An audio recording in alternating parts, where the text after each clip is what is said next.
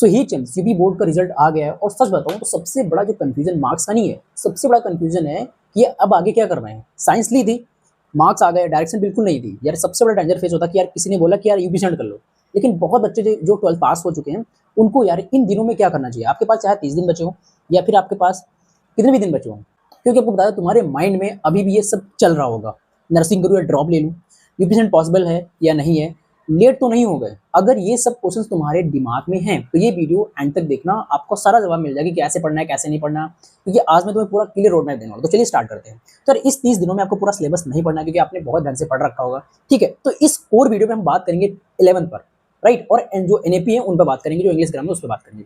तो इस 30 दिन में आपको एग्जैक्ट प्लान दूंगा, क्या पढ़ना है क्या स्किप करना है, जो कि बहुत इंपॉर्टेंट होता है यार। लास्ट दिनों में अगर आप थोड़ा भी गलत पढ़ के चले जाते हैं ना तो आपका पूरा टाइम वेस्ट हो जाता है, राइट। तो डेली रूटीन भी बताऊंगा कि यार कैसे आपको सिलेक्ट करा सकता है। तो चलिए स्टार्ट करते हैं। पहला नंबर आपको पता है यार स्किप दीज, यार इन चीजों को आपको स्किप करना है। देखो जो इंपॉर्टेंट नहीं उनको रीड नहीं करना है। तो क्या नहीं इंपॉर्टेंट वो बताइए। तो आपको पता है यार डेरिवेशन जो फिजिक्स के हैं, जो 11th के फिजिक्स के हैं, वो तो बिल्कुल यार इंपॉर्टेंट नहीं है। तो यार देखो कोई बच्चा अगर 12th पास किया होगा तो यार उसको 12th का तो इतना आइडिया होगा कि यार कैसे क्या पढ़ना है, राइट। तो डेरिवेशन नहीं करना। आपको पता है 11th क्लास में बहुत ही हैवी डेरिवेशन होते हैं, हालांकि 12th में भी होते हैं लेकिन हाँ इसमें वो काफी ज्यादा होते हैं। आपको कोई भी अननेसेसरी एनसीईआरटी नहीं पढ़नी, राइट, अननेसेसरी थ्योरी, क्योंकि अब टाइम नहीं है मेरे भाई, ठीक है। एक बच्चे ने मतलब लगभग 5-6 दिन से कमेंट कर रहा था कि यार प्लीज भैया बताइए, प्लीज भैया बताइए। तो मैंने सोचा टाइम निकाल के आपको बता देता हूँ कि ये सारी चीजें जो मैंने आपको बताई, डेरिवेशन, एनसीईआरटी, अननेसेसरी थ्योरी, आपको सारी सब्जेक्ट में अवॉइड करना मेरे भाई, प्लीज। मैं हाथ जोड़ के आपसे विनती करूँ कि यार इसको अवॉइड करना है, वरना आपका टाइम वेस्ट हो जाएगा और आपके मार्क्स चाहे यार आपके 100 नंबर आ जाए, 100 नंबर भी आ जाए तो बहुत अच्छी बात है, राइट। आपके चाहे 70 नंबर आ जाए तो बहुत अच्छी बात है। हालांकि आप अपने आप को तो प्रूव कर पाएंगे कि यार यस मैं 12th के साथ ये भी कर सकता था,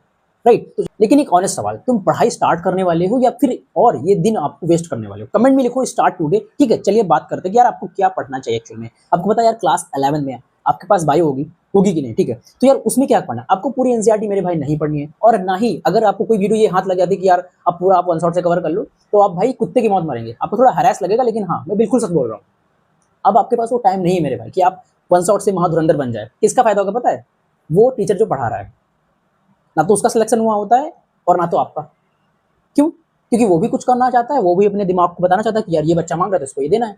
तुम भी ये सोच रहे हो कि यार आपको जो लस्ट लगी है ना यार ये वन शॉट की, भाई देख लेना कुत्ते की मौत मरेंगे।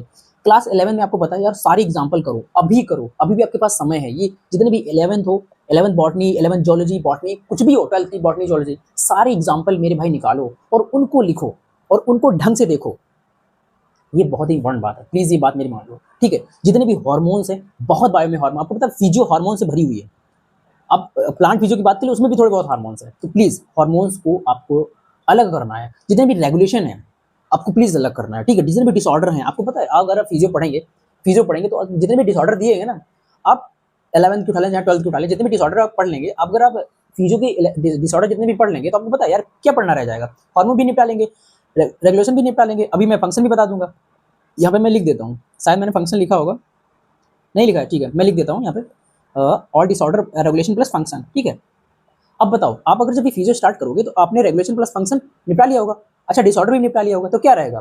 थोड़ी बहुत चीजें पढ़नी पड़ेंगी, राइट। ये रास्ता है, प्लीज ये रास्ता मान लो, और कोई भी रास्ता नहीं है। अगर आपसे कोई बोलता है कि नहीं आप 11th की पूरी बायो उठा लो, पूरी फिजिक्स उठा लो, पूरी केमिस्ट्री उठा लो, तो ये बताओ एनएपी और इंग्लिश ग्रामर कौन पढ़ेगा, और जो अपने 12th पढ़ा था उसको रिवाइज कौन करेगा, राइट। तो यार प्लीज इस सारे चंगुल में नहीं फंसना है, ठीक है। जितनी भी डेट्स लिखी है प्लीज उनको निकालो और लिखना स्टार्ट करो। जितने भी साइंटिस्ट हैं उनको निकालो, क्योंकि आपको पता है कभी कभी डायरेक्ट साइंटिस्ट बेस्ड सवाल आ जाते हैं, कभी कभी आपसे फॉर्म बेस्ड सवाल पूछ लेता है कि इस आईसीएन, ठीक है, एलएच क्या होता है, एफएच क्या होता है, तो इसके कभी कभी आपको नाम पूछ लेता है, डायरेक्ट नाम पूछ लेता है।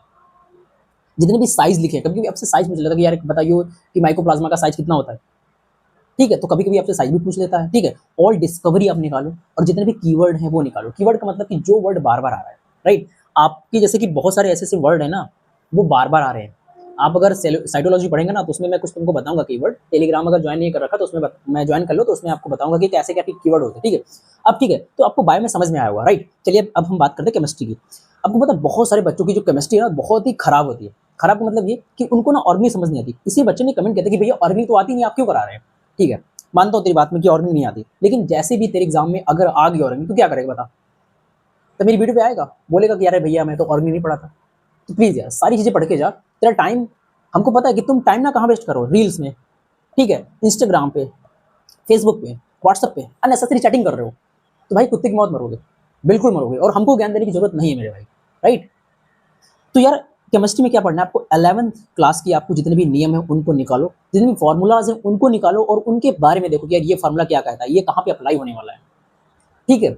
और अगर आपके पास टाइम बचता है तो इनके सवाल भी लगा लो, तो और ज़्यादा इंपॉर्टेंट हो जाएगा, ठीक है। जितनी भी वैल्यूज़ हैं, कांस्टेंट वैल्यू, ये सारी चीज़ें निकालो। और जितने भी टेस्ट हैं, देखो यार जो बच्चा 12th पास करके ये एग्ज़ाम देगा, तो यार मैं ये कहूँगा कि अगले साल यानी कि जो आने वाला साल है ना, उसमें मतलब मैं सारी चीज़ें जितनी भी चीज़ें हैं ना, वो सारी चीज़ें मैं देने वाला हूँ। यार जो एनएपी जो बैच में पढ़ाते हैं ना, 699 रुपए की बैच या 1200 3000 की बैच, वो फ्री कर दूंगा भाई, वन शॉट के थ्रू में पूरे जितनी भी एनएपी है सारी कवर कर दूंगा। बस थोड़ा यार इस साल नहीं हो पाएगा क्योंकि यार अभी मेरे पास टाइम भी नहीं है, क्योंकि ज़्यादा पढ़ना भी पड़ता है कॉलेज में और बहुत सारी चीज़ें भी यार करनी पड़ती है, ठीक है। फिर आपको जितने भी टेस्ट हैं वो निकाल लेना है, जितने भी प्रोसेस आपको दिए वो निकालने, जितने भी साइंटिस्ट दिए गए वो भी निकाल लेना, जितने भी रिएजेंट है वो भी निकाल लो और जितने भी नेम्ड रिएक्शंस है वो भी निकाल लो। और ऑल जितने भी जो कंपाउंड नेम है ना, थोड़े बहुत कंपाउंड नेम भी वो भी निकालो। लाइक आईयूपीएससी की बात कर लो, कुछ कंपाउंड नेम ऐसे होते हैं जो डायरेक्ट नाम पूछता है उनसे, राइट। जब भी और फॉर्मूला पढ़ना स्टार्ट कर देना तो उसमें कुछ कंपाउंड नेम ऐसे दिए गए जो डायरेक्ट आपसे सवाल पूछता है, तो वो भी निकाल लेना, राइट, ठीक है। केमिस्ट्री की बात मैंने कर ली। अब आते हैं फिजिक्स पे, जो कि बहुत ही फोमेटिक सब्जेक्ट होता है। इसको कैसे टैकल करना है, देखिए 11th क्लास के अगर आपके से फिजिक्स है तो क्या करना है, जितने भी नियम्स हैं उनको निकालो, जितने भी फॉर्मूलाज हैं उनको निकालो, जितने भी कंटेंट, जितने भी क्या लिखा है ये, हाँ कांस्टेंट वैल्यू है वो निकालो। ये बहुत ही इंपॉर्टेंट होता है क्योंकि कभी कभी आपको पता है कि जो कांस्टेंट वैल्यू होता है ना, जैसे कि ए बराबर के Q1 Q2 upon are square, तो ये के की वैल्यू पूछ लेता है, राइट। एप्सिलॉन नॉट की वैल्यू पूछ लेता है, ठीक है। तो यार ऐसे ऐसे कभी कभी आपसे वैल्यू भी पूछ सकता है सवाल में डायरेक्ट आके, और कोई भी रास्ता आपके पास नहीं है, ठीक है। अगर आप बहुत धुरंधर हैं पढ़ने में, बहुत ही आपका दिमाग स्वामी विवेकानंद की तरह है, तो यार आप क्या करें, आप वन शॉट की तरह मूव कर लें, ठीक है। अगर हाँ आपका दिमाग कैसा होना चाहिए, स्वामी विवेकानंद की तरह, ठीक है। चलो इंग्लिश ग्रामर की मैं बात करता हूँ कैसे करना। जितने भी रूल है भाई अब पढ़ लो, अब पढ़ लो, जितने भी रूल्स हैं उनको देख लो। यार अगर कोई बच्चा 12th की जो इंग्लिश ग्रामर है ना उसको अगर ढंग से पढ़ा होगा तो मैं पक्का बोल रहा हूँ कि उसका इंग्लिश ग्रामर में एक भी नंबर नहीं कटने वाला। लेकिन क्या 12th में क्या करते हैं, घास काटते हैं, कैसे, अरे पढ़ते नहीं है, मतलब पढ़ने का मतलब क्या, ग्रामर को कभी लेंगे नहीं सीरियस। किसको सीरियस लेंगे, पीसीबी को सीरियस लेंगे। इस साल का जो रिजल्ट है ना बहुत ही खराब रिजल्ट गया, खराब। और कुछ भी नहीं करना है इंग्लिश ग्रामर में, राइट। आगे चलते हैं। एनएपी की बात करूँ, जो नर्सिंग एप्टीट्यूड है, जो कि बहुत ही इंपॉर्टेंट है और जो कि बहुत ही इंपॉर्टेंट सब्जेक्ट है, बिल्कुल यार पैरेलल होता है बायोलॉजी के। आप एनाटॉमी फिजियो वगैरह पढ़ेंगे, थोड़ा बहुत प्राइमरी हेल्थ केयर की तरफ जाएंगे, इम्यूनाइजेशन की तरफ जाएंगे, तो थोड़ा बहुत कॉन्सेप्ट उसी लग जाता है, लेकिन हाँ थोड़ा बहुत अलग होता है, राइट। फ्लोरेंस नाइटिंगेल के बारे में पढ़ेंगे तो आप थोड़ा बहुत अलग हो जाता है, लेकिन हाँ कुछ थ्योरी है जो आपको कवर कर लेनी है। फ्लोरेंस नाइटिंगेल के बारे में भाई आप पढ़ लो और शॉर्ट नोट्स के फॉर्म में उसको लिख लो, राइट। डिसऑर्डर है उनको लिख लो। बीएमएस जो बायोमेडिकल केयर है वो भी देख लो। बायोमेडिकल वेस्ट से भी सवाल आता है, फैमिली प्लानिंग से भी आता है, जितने भी डेज हैं दिवस वाले सवाल उससे भी आता है, और जितने भी इंटरनेशनल प्रोग्राम है उनसे भी सवाल आता है, और कभी कभी आपसे लाइक कोविड-19 में सवाल पूछता है। और जितने भी डिसऑर्डर हैं पहले प्लीज इनको ध्यान रखना। डिसऑर्डर, अच्छा डिसऑर्डर कैसे आपसे आप पूछेगा, देखो मैं बता देता हूँ। डिसऑर्डर में आपसे कैसे पूछेगा पता है, आपसे एसटीडी पूछ लेगा, बैक्टीरियल पूछ लेगा, फंगल पूछ लेगा, एंड उसके बाद वायरस वाले पूछ लेगा डिसऑर्डर। तो यार ये भी करके आपको जाने हैं, ठीक है। इधर भी आपके पास टाइम होगा, प्लीज अब आप जहां भी अननेसेसरी टाइम वेस्ट कर रहे हैं प्लीज उसको बंद करें, प्लीज बंद करें, क्योंकि आपके पास अब समय नहीं है। अगर आप ये कर लेंगे दैट्स वाई आप बहुत अच्छे कर पाएंगे, ठीक है। अब देखो यार इन 30 दिनों में आपको क्या करना है, इन 30 दिनों में आपको क्या करना है, ये प्लान देख लो क्या कहता है कि यार आपको ब्रेक करना है 3 फेज में। देखो यार ये 3 फेज आपको बनाने हैं, कैसे, आपको पहले तो फाउंडेशन फेज बनाना है। देखो फाउंडेशन फेज में मतलब क्या, जो चैप्टर 11th क्लास के उनको कवर करना है। देखो कैसे कवर करना है, पहला चैप्टर आपको सेल कर लेना है, सेल साइकिल कर लेना है, बायोमोलिक्यूल कर लेना है। आपको पता है यार जब ये 3 चैप्टर आप कर लेते हैं, आपको पता है 99% केसेस यहाँ से कॉन्सेप्ट के तैयार हो जाते हैं।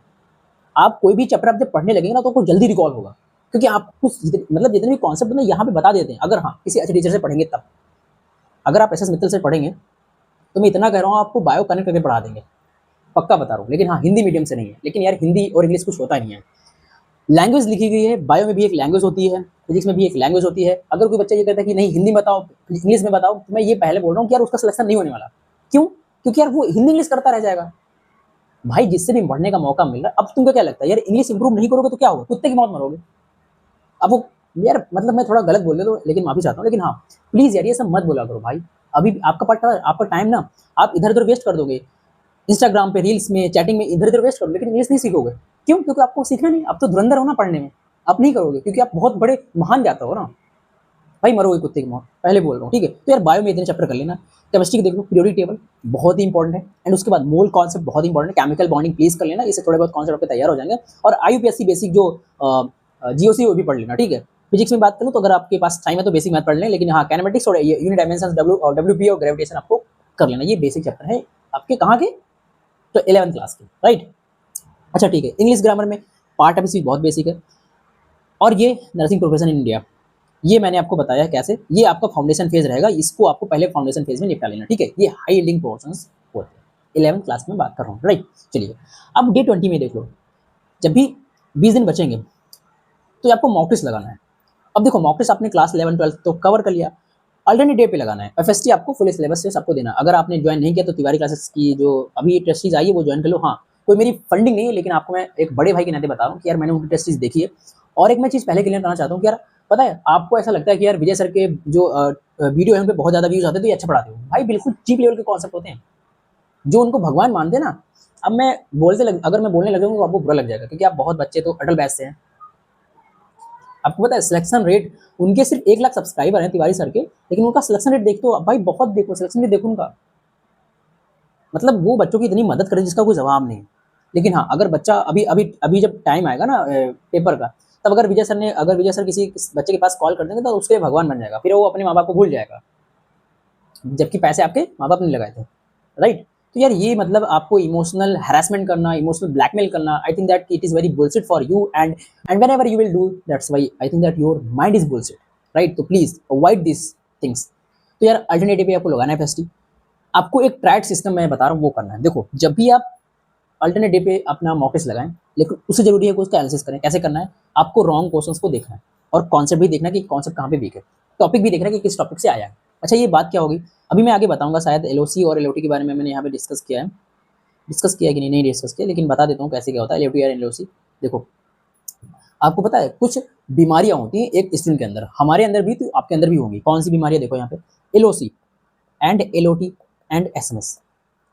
अच्छा कोई बच्चा जब भी मॉक टेस्ट देता है ना तो उसके 99% केसेस में इसी में नंबर कम होते हैं। एलओटी मतलब लैक ऑफ कॉन्सेप्ट की वजह से, उसका कॉन्सेप्ट वीक होगा तो यार वो मॉक टेस्ट में नंबर डाउन करेगा, राइट, ड्रॉप करेगा।